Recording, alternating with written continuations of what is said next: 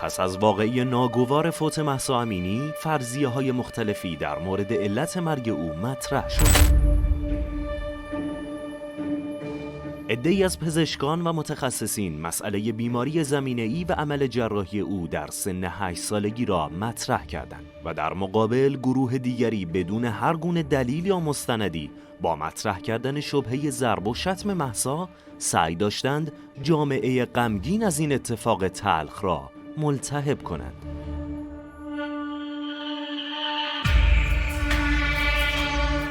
در این بین اما خانواده مهسا و وکلای این پرونده در ابتدا هر گونه بیماری زمینه‌ای یا عمل جراحی را انکار می‌کردند.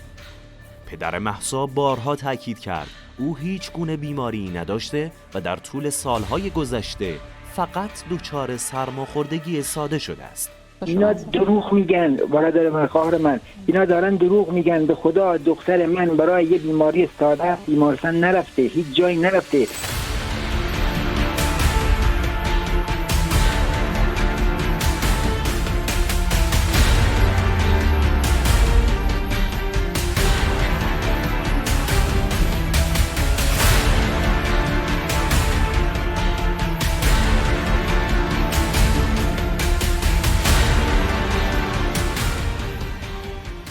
در این شرایط بود که سازمان پزشکی قانونی به عنوان مرجع رسمی، تخصصی و علمی تشخیص علت مرگ بلافاصله و در اقدامی بی سابقه یا کم سابقه کمیسیونی متشکل از حدود 20 پزشک و متخصص در رشته‌های مختلف را برای رسیدگی به این پرونده تشکیل داد. پس از کالبدگشایی جسد، انجام آزمایش‌های تخصصی لازم و بررسی تمامی مدارک و شواهد پزشکی موجود، این کمیسیون در تاریخ 9 مهر ماه 1401 با دعوت از پدر و وکلای مهسا جلسه‌ای را تشکیل داد تا در مورد علت مرگ به جمع‌بندی نهایی برسد. پدر مهسا در آغاز این جلسه تاکید کرد گزارش پزشکی قانونی را به هیچ وجه قبول نخواهد کرد. واقعیت اینو خدمت عرض کنم، به هیچ عنوان نظریه پزشک قانونی اون مکان رو قبول ندارم، به هیچ عنوان قبول نمیکنم. یعنی به هیچ عنوان هر چی بگم من تکذیب میکنم. قاضی شهریاری که مسئول قضایی پرونده است اما به نکته جالبی اشاره داشت. تلفنی خدمت پدرشون عرض کردم، حضوراً هم جلسه قبل که آقای رضایی بود گفتم کمیسیونی که تشکیل می شود می توانید مشاورانی متخصصان با خود همراه داشته باشید که صحبت کنن، کسب علم کنن، مطالب ارائه کنن، مطالب اخذ کنن که خب حتی تماس پنجشنبه شبی هم که با پدر محترمشون داشتم، پدر محترم مرحوم آقای امجد، بهشون گفتن کسی هم می‌خواید بیارین.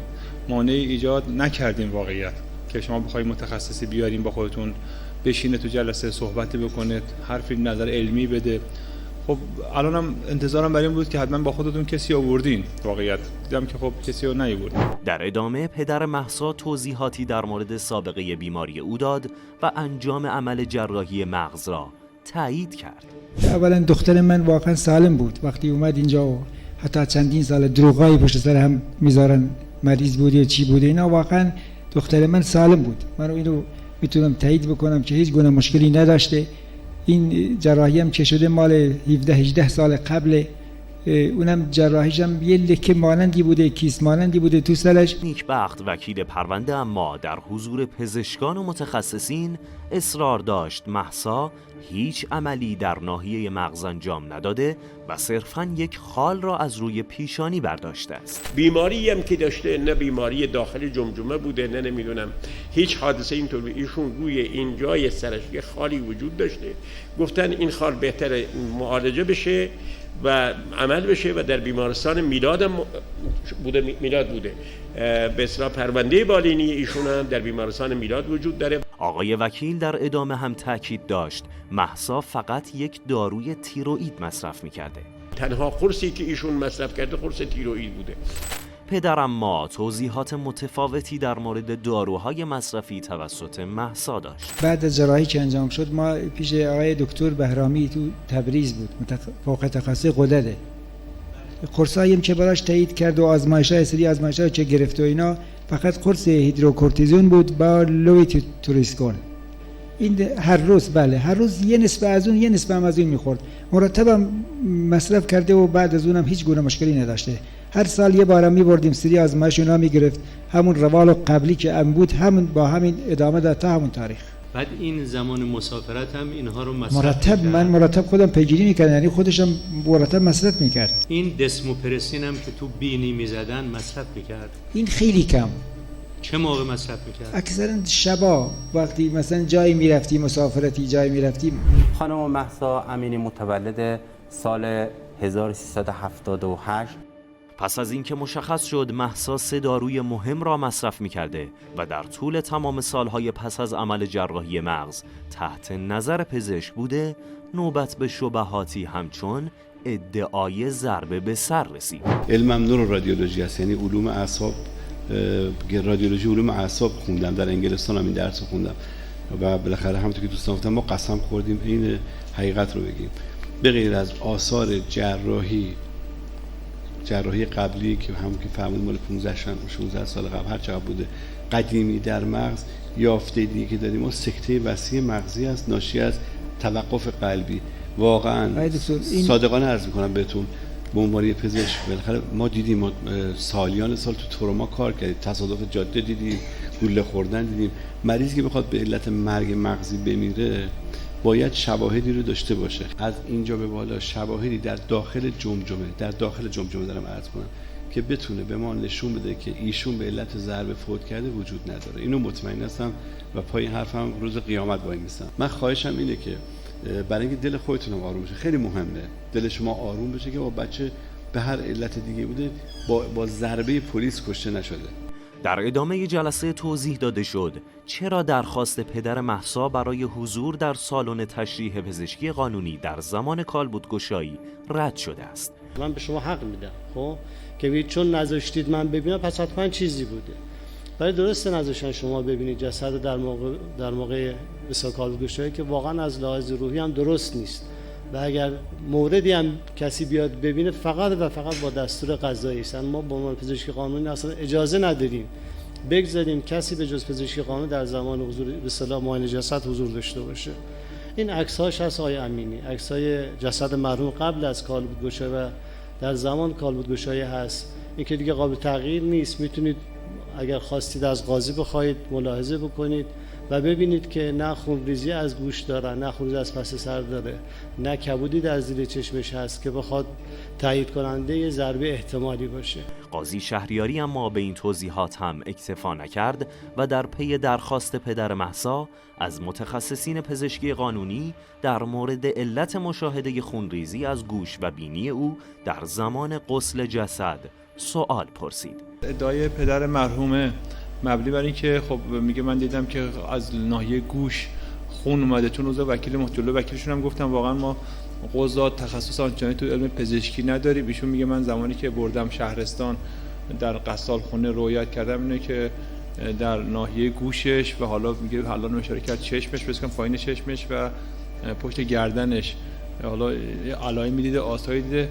اگر یه توضیح بدید که اینا چی بوده، آیا خروج خون از گوش داشتیم، وضعیت چجوری بوده، ممنون میشه. در معاینه ظاهری هیچ گونه شواهدی دال بر خروج خون نه از گوش، نه از بینی، نه از دهان وجود نداشت و در معاینه ظاهری ناحیه صورت هم آثاری از کبودی زیر چشم که نشون دهنده راکنه‌ای باشه که خودش دلالت بر شکستگی بیس جمجمه و استخوان پتروس باشه رو ما نه در معاینه ظاهری نه در کالبدگشایی که بعد از برداشتن طاق جمجمه و جدا کردن دورا از کف جمجمه و طرفین هیچ گونه آثاری از شکستگی رو در کف جمجمه و روی استخوان پتروس که به هر حال در مواردی که ادعا میشه که خروج از خون داشته ما باید یا شکستگی در استخوان پتروس داشته باشیم یا کف جمجمه.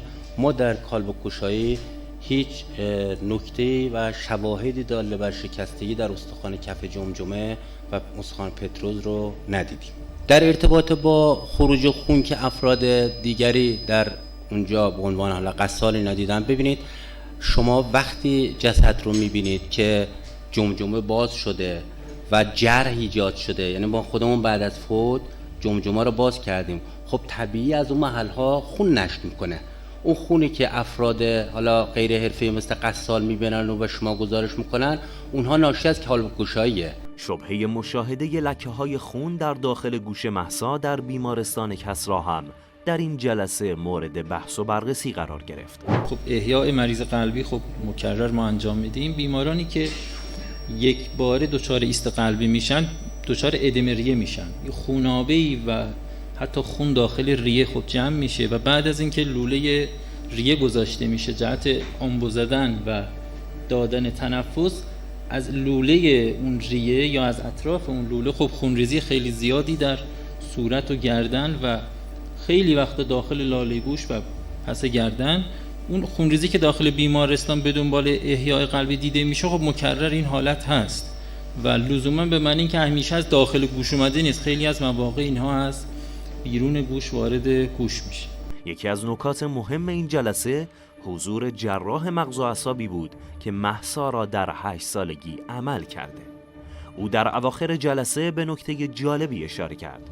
پدرش تا حالا منکر این بود که این جراحی شد، ولی حداقل امروز قبول کرد که به دخترش جراحی شد. الان قبول کرد که داشته لوتروکسین می‌خورد، هیدروکورتیزون می‌خورده، استسمیپرسین می‌زده.